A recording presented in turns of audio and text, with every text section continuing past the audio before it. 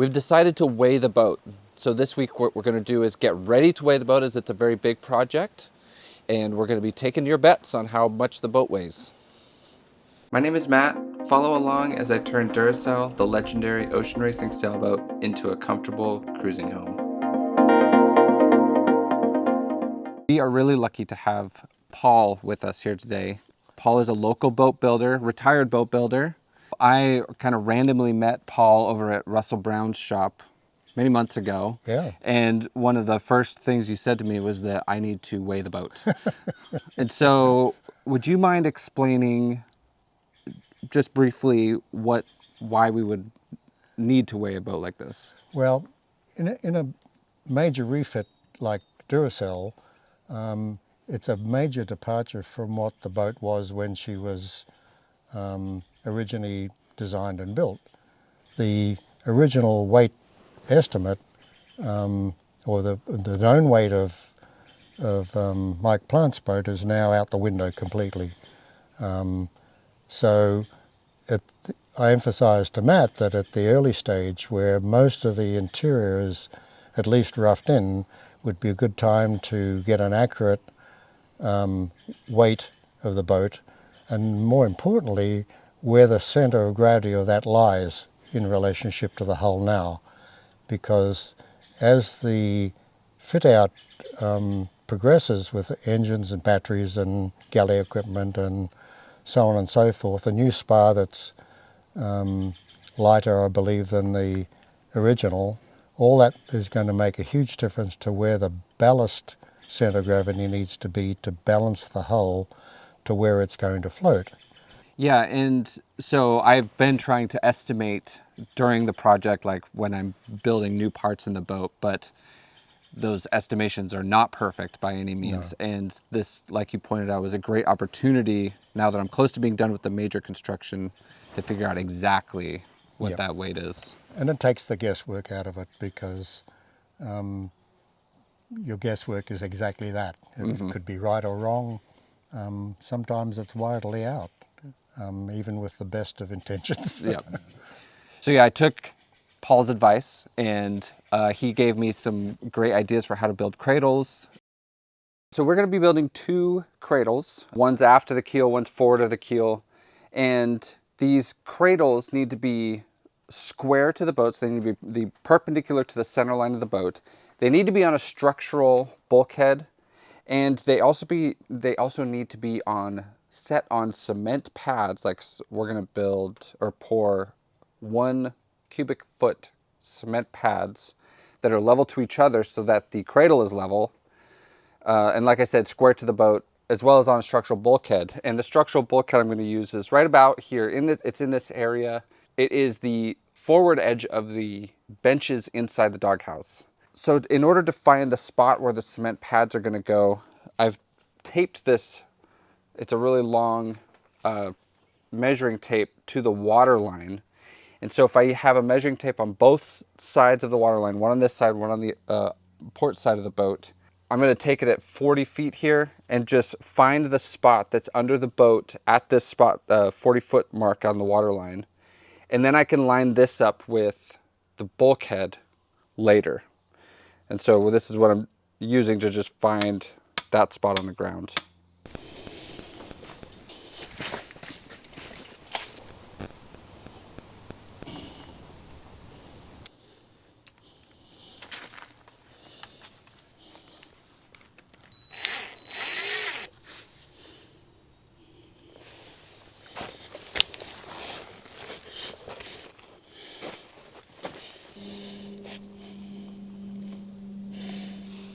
All right, I've got this line drawn now between my 2 little stakes. And so I know that this line is perpendicular to the center line of the boat.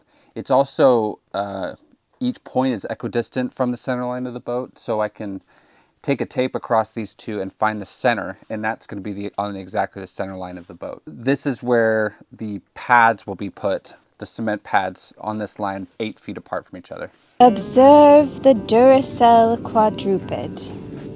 Night is falling, and this animal is preparing to weigh his shelter to find out if his weight estimates are accurate.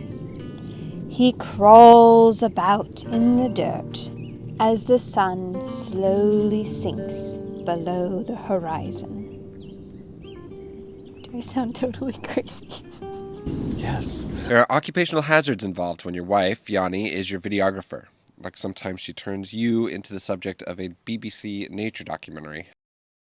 I used that perpendicular line to find where I wanted to pour the cement pads, which also make the ends of the cradles.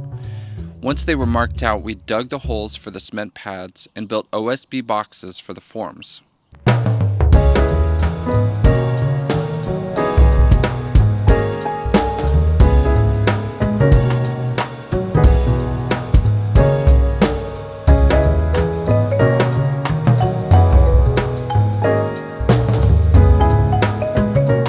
While placing the forms, we spent a lot of time making sure that they were exactly level and square with each other.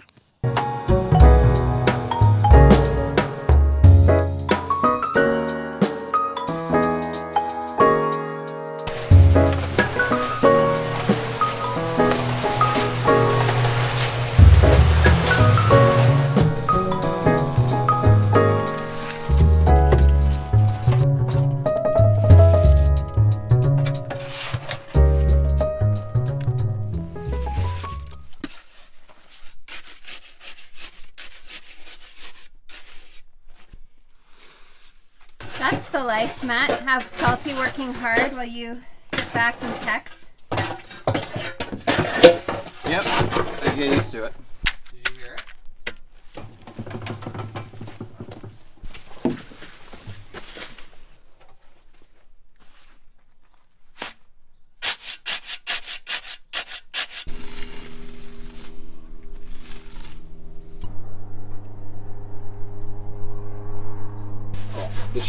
She's almost like Octavia Butler, kind of. A little bit post-apocalyptic, kind of. Yeah.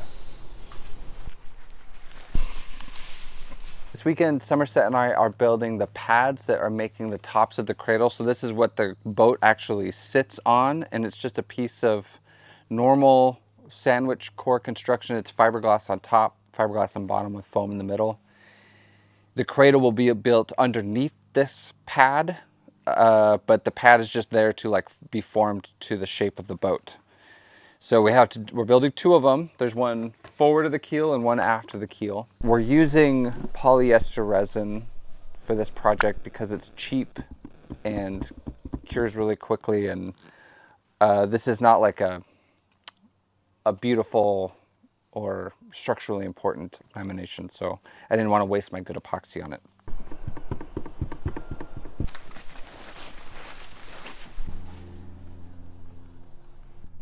These pads have to be laminated overhead to the hull of the boat, and we don't want them to be there permanently, just for the cradle, so we don't actually want them sticking to the boat, which makes this a very difficult lamination. The first pad we made did not really go as planned. It worked in the end, but we changed tacks for this second pad by laminating the entire pad to a piece of plastic.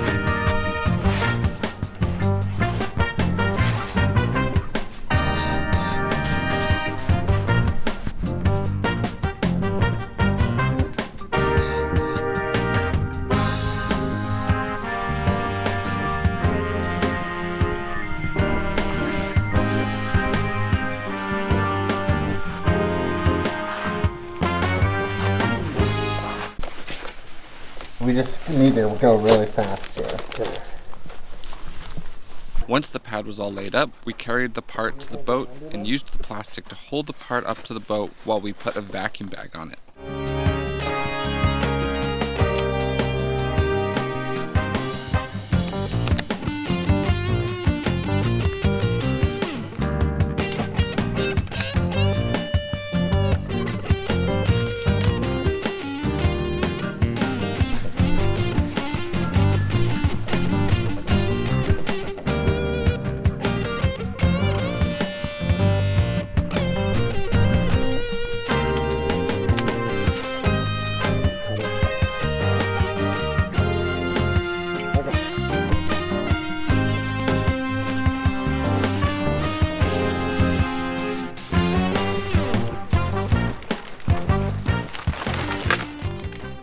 The vacuum bag is necessary to make sure that the part tightly takes the shape of the hole. This method worked okay as well, but I should have known that laminating a very heavy part to the underside of the boat that we don't actually want to stick to and then putting a vacuum bag on it turned out to be a lot more difficult than we expected. I think the smarter way to do it would have been build the pad in stages, one layer at a time per day until it's done. Unfortunately, sometimes I'm not that patient.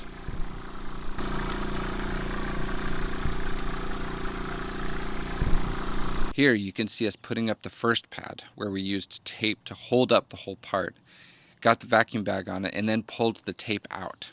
Like I said, it worked out okay in the end, but in the moment I wasn't sure it was going to work.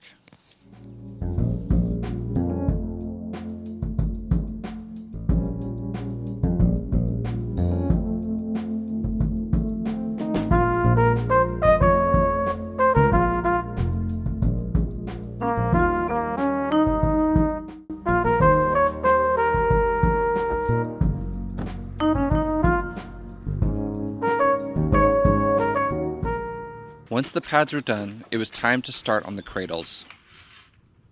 Paul helped me with the design for the cradle. As you'll see here, it is a timber-framed structure that will be able to withstand the weight of half the boat. The vertical timbers have to be pretty tight to the boat, so there was a lot of futzing getting them cut to fit the shape of the hole.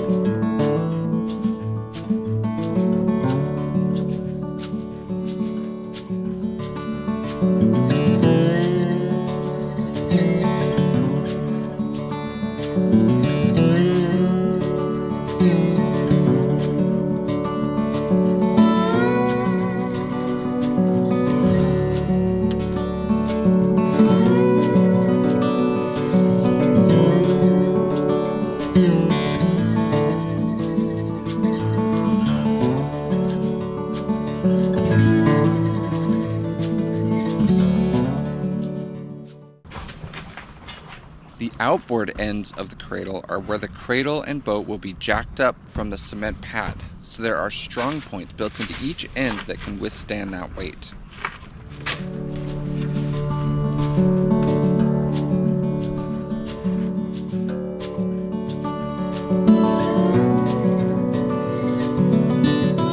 So as you can see, the framing for these cradles is now done. Now what's really important about these is that it's very tight to the boat, especially these frames. They have to be glued really well to the pad that Somerset and I made here. There's also going to be sheets of OSB on both sides of the frame. So what I'm going to do next is I'm going to template out one side of the cradle for the OSB, and then we'll take the whole thing down, and that way with the OSB there, it will hold all the frames together. So after that's on, I'll take the whole thing down and we'll put a whole bunch of really thick glue on top of each timber and then stick it back up onto the pad here. And that way the entire cradle makes really good connection to the boat. The cradles are designed to accommodate 4x8 sheets of OSB, so I templated the whole shape under the pad to each end of the cradle.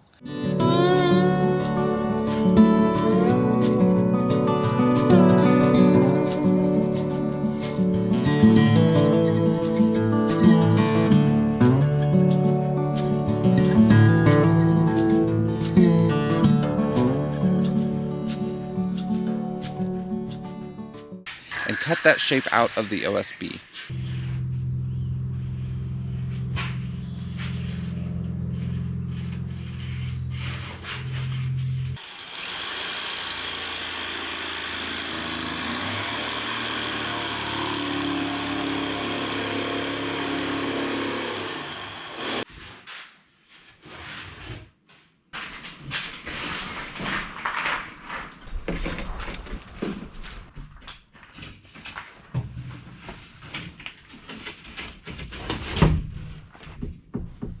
After some trimming, I had a good fit and went ahead and glued and screwed the cradle together.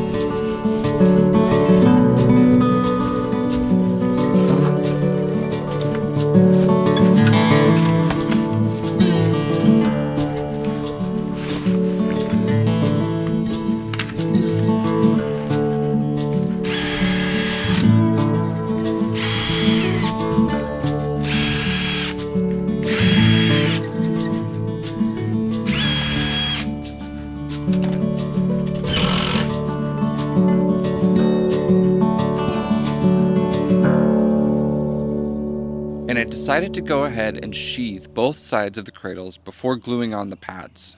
This is the aft cradle. After a full day of templating, screwing, and gluing, I got both cradles sheathed together and ready to glue to the pads. All right, you can see the cradle's built, the pad is done, so the next thing is to just glue the cradle to the pad so that there's a really solid bond over the entire arc of the cradle where it contacts the boat. So I'm just gonna put a bunch of the blue glue on top of all of the 2x6s that are inside the cradle.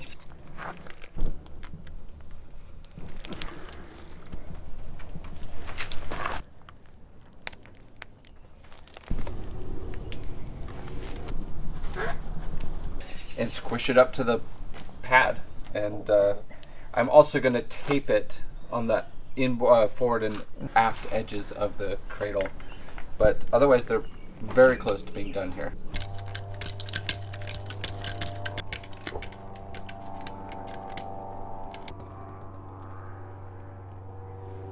The cradles are done. Next week we'll be weighing the boat, which I'm very excited to see how much this baby weighs, how far off my estimate is. In the comments below the video, please place your bets on how much you think the boat will weigh. And for Patreons, if you go to the patreon.com/the Duracell website and put in your comment or your guess below the video in the comments there, we have a special prize for our Patreons, whoever gets the closest. So we'll see you next week. A couple new Patreons to thank this week. First, thank you to Nicole on Vancouver Island and also to Tim in North Carolina. So thank you very much to both of you and to all of our patrons, everybody who's been helping support the project. Again, we couldn't do this without you. A short personal update. Baby is due in a week. We are excited and terrified. Yanni is doing really, really well, and we're looking forward to the coming months.